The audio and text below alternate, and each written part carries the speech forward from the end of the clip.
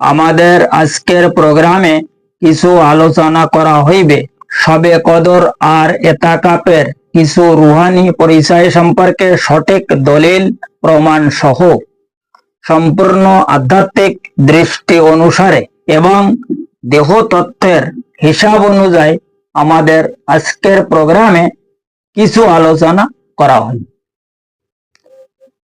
কারণ উক্ত শবে কদরের একদম আসল মানে হইল প্রত্যেক মানব দেহর মধ্যে যে রুহু বসবাস করিতেছে উক্ত রুহু সবাল করিয়া মুরাকাবা এবং মুশাহেদার মাধ্যমে আর নিজ মুর্শিদ কেবলার সাহায্য দ্বারাই অর্থাৎ রুহানি যোগাযোগে শবে কদরকৃত সেই রুহুর দিদার হাসিল করাকেই আসল শবে কদর বলে, যার কারণে সেই মহান আল্লাহ পাক প্রত্যেক মানব গোষ্ঠীগণকে সূরা আল কদরের 4 নম্বর আয়াতে তিনি খোদ ইরশাদ ফরমায়া, তানাজ্জালুল মালাইকাতু ওয়ার রূহু,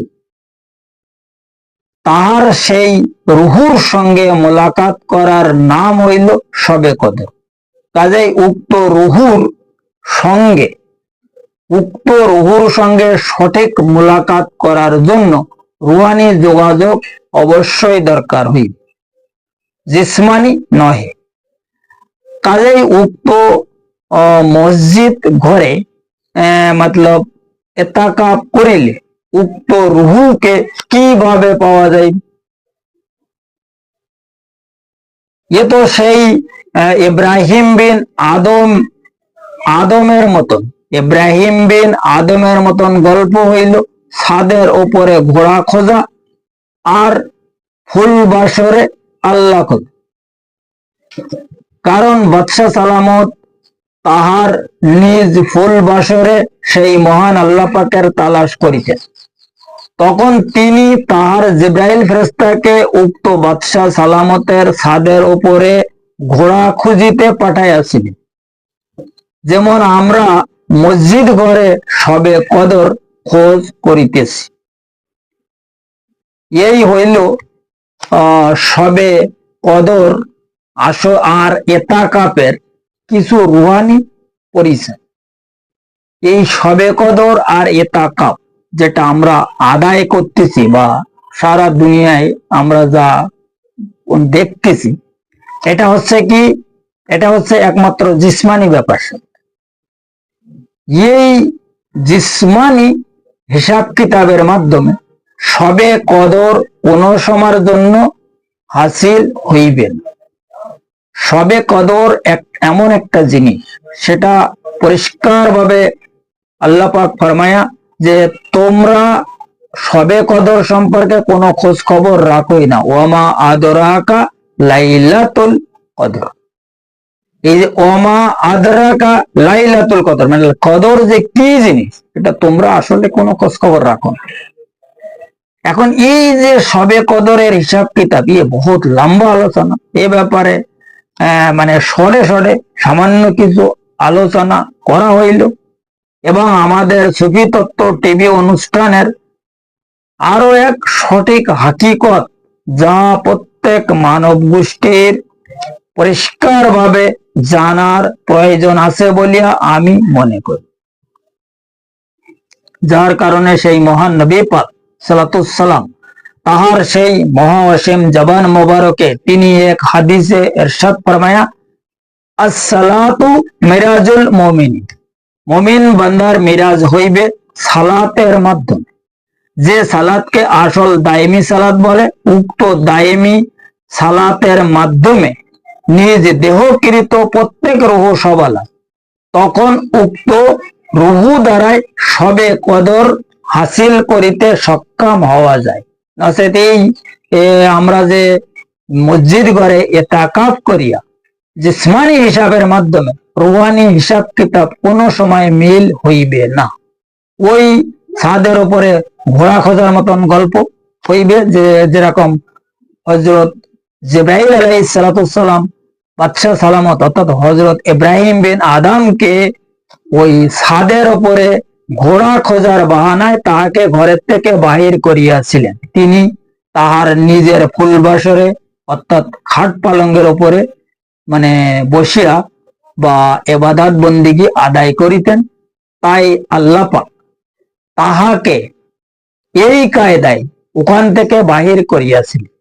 ঠিক তদরূপ অনুযায়ী সবে কদর তখনই পাওয়া যাবে যখন রুহানি যোগাযোগে তাহাকে তালাশ করা যাইবে।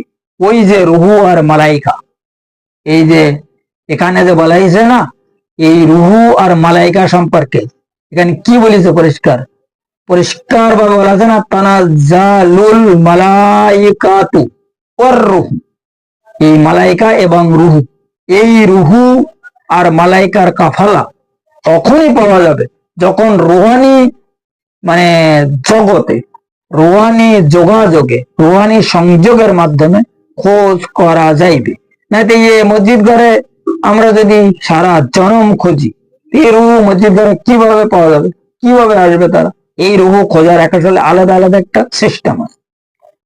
মানে এই নাসুতের মধ্যে খোঁজ করারও কিছু রুহু আছে আমাদের মধ্যে, মালাকুতের মধ্যে খোঁজ করারও কিছু রুহু আছে আমাদের মধ্যে, আনকাবুতের মধ্যে খোঁজ করারও কিছু রুহু রয়েছে, জবরুত মোকামে যে খোঁজ করারও কিছু রুহু আছে, লাহুত মোকামে খোঁজ করারও রুহু আছে, এরপরে ওহাদিয়াত মোকামেও খোঁজ করার রুহু আমাদের মধ্যে আছে।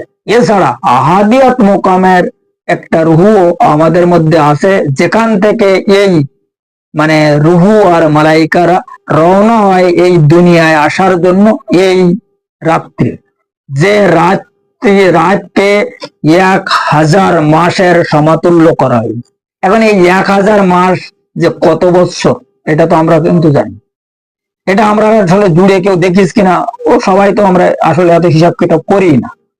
এই 1000 মাসের যে হিসাব, এটা বহুত লম্বা হিসাব।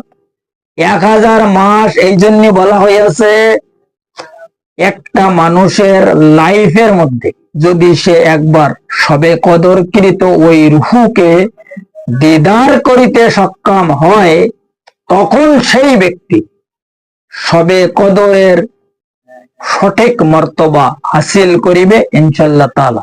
এই একটা মানুষের মানে জিন্দেগি শুরু থেকে একদম লাস্ট পর্যন্ত, এটা হচ্ছে পুরা আলফ সানি, এই যে 1000 বছর, এই 1000 বছরের হিসাব কিতাব এখানে। আর এই ব্যাপারটা তিনি সঠিক টেলিগ্রাফ আকারে সূরা আল কদরের মধ্যে পরিষ্কার ভাবে ফরমায়া দিয়েছে। এখন এই আল কদরের যে কোড আর এর ভিতরে যে হিসাব কিতাব, এটা যদি কেউ বুঝতে পারে তো বহুত ভালো, বহুত মানে নসিবের বিষয়।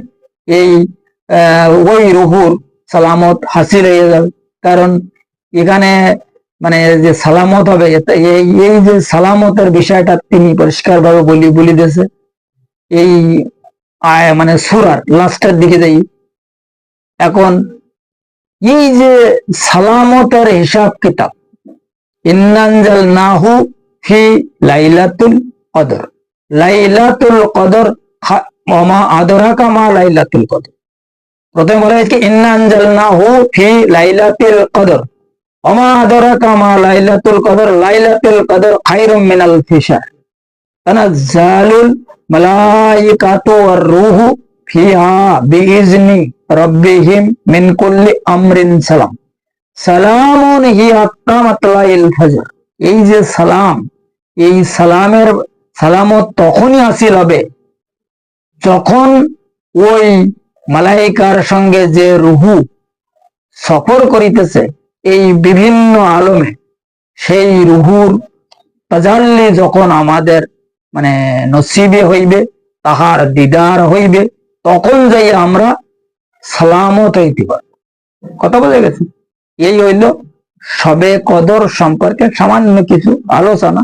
এ ব্যাপারে মানে ব্যাকগ্রাউন্ডে আরো বহু কথা আছে, যে সমস্ত কথা এই ভিডিওর মাধ্যমে আলোচনা করা আসলে কোনো মতে সম্ভব না। যদি কেউ এ ব্যাপারে আরো পরিষ্কার ভাবে জানিতে চায়, তবে আমার ডেসক্রিপশনে মোবাইল নাম্বার দেওয়া আছে। এই নাম্বারের সাহায্যে যদি কেউ মানে আমাদের সঙ্গে যোগাযোগ করে, তখন পরিষ্কার ভাবে আরো জানায়া বুঝায়া শিখায়া দেখায়া দেওয়া হইবে যে সবে কদর আসলে কি, সবে কদরের হিসাব কিতাব কি, সবে কদর বা এতাকাপ কিভাবে করা যায়, এতাকাপের হিসাব কিতাব কি, এবং হুজুর আকরাম সালাতুসাল্লাম কিভাবে সাহাবায়ে কেরামদের এতাকাপ করাইতেন, আর এতাকাপের মর্তবা কি, এ পরিষ্কার ভাবে শিখায়া বুঝায়া দেওয়া হয়। এ ব্যাপারে আসলে এমনি এই যে ভিডিওর মাধ্যমে ইউটিউব লাইভে সব কথা বলা কোনো মতে সম্ভব না। কারণ এই আলোচনা বহুত ব্যাপক লম্বা আলোচনা।